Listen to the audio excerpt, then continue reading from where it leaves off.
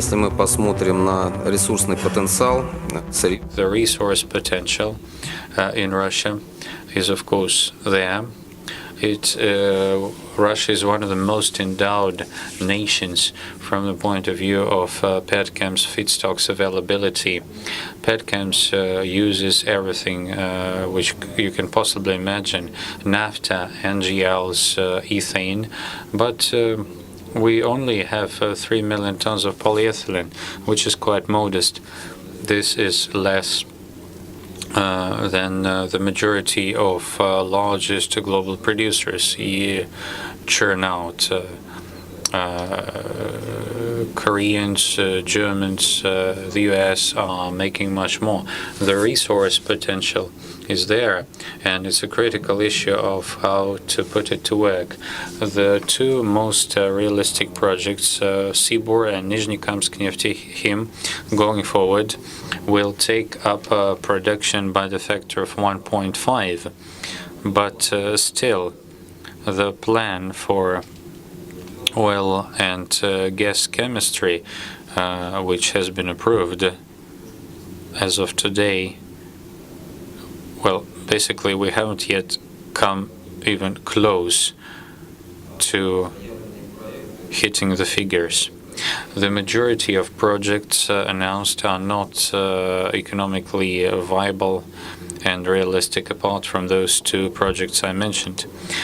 After Zapsibneftekhim and Nizhnekamsk Neftekhim hit the market with the products, naphtha would become the key type of feedstock for the petrochemistry. In terms of light type of feedstocks, the share of fat gas will increase with time. The economy of production of fat gas is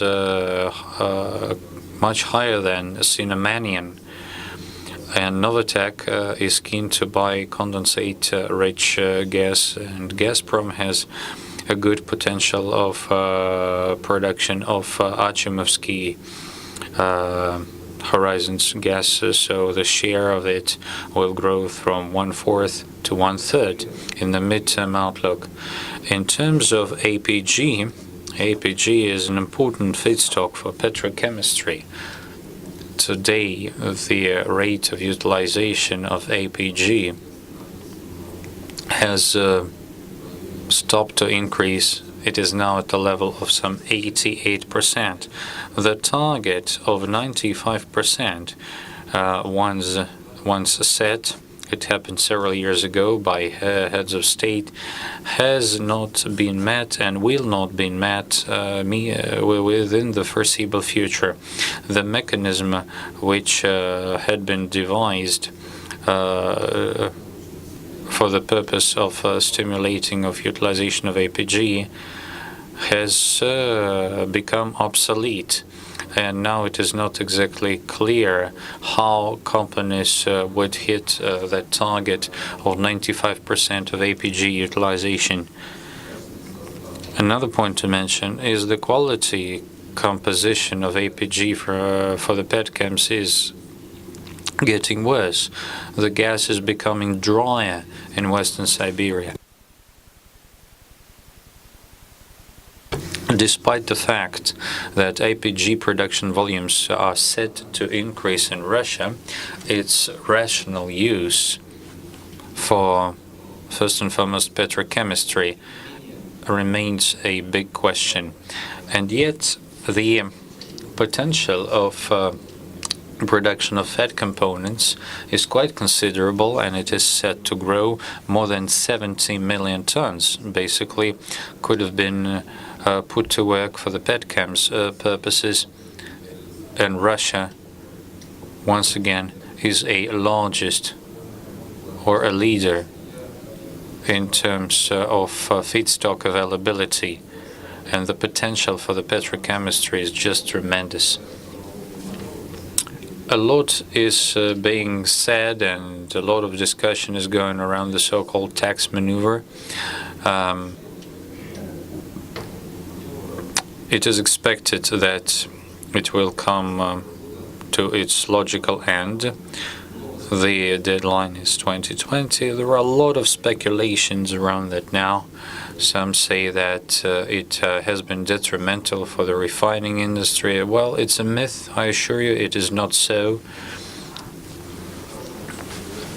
But people are getting used to good things very fast.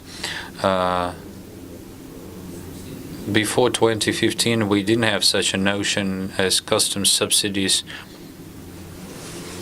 and petrochemistry was developing quite well.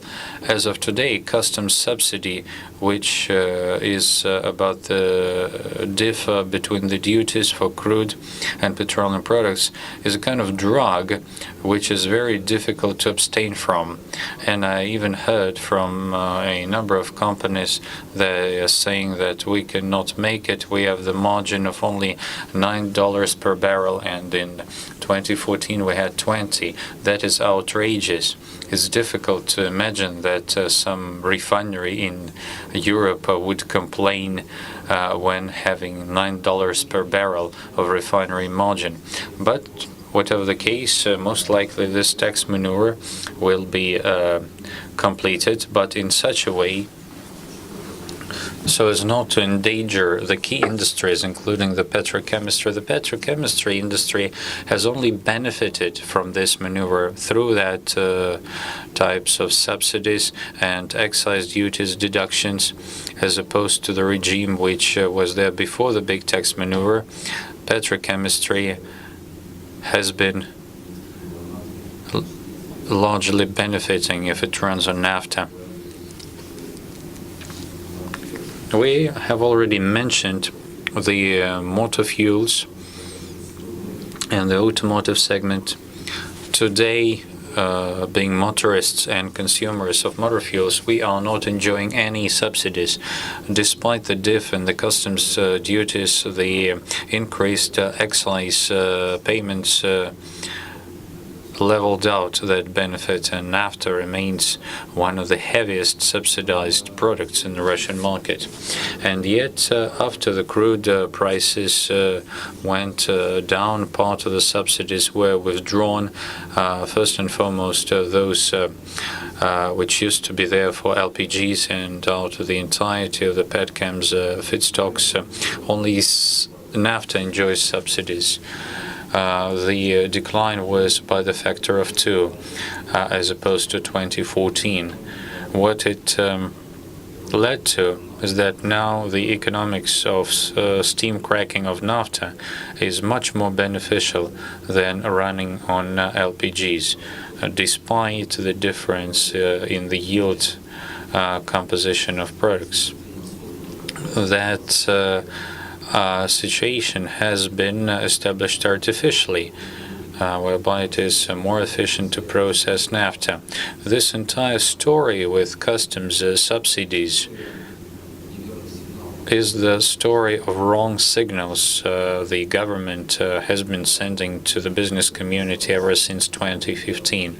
Primarily it was meant for refining industry. People built a bunch of refineries which are not capable of making high-quality products, be it mogas or diesel. And in exactly the same way, those wrong signals are now being sent to the petrochemical industry. And because of that, exactly, consumption of naphtha has grown. But that is the replacement of NGLs. Global trends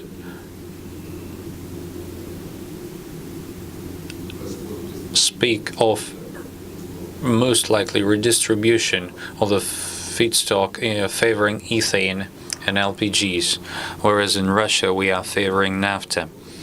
The economics of steam cracking is looking much better if one runs on naphtha today, looking at the EBITDA figures.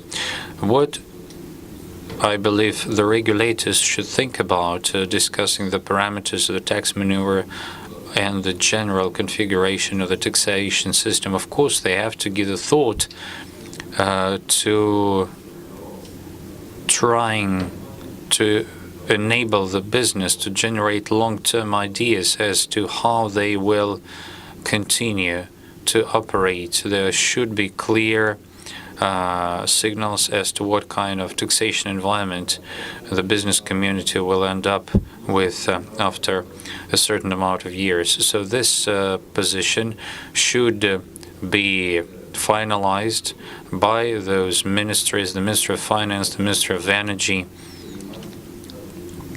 so that we have the understanding of how the petrochemical industry will look like after 5 to 10 years.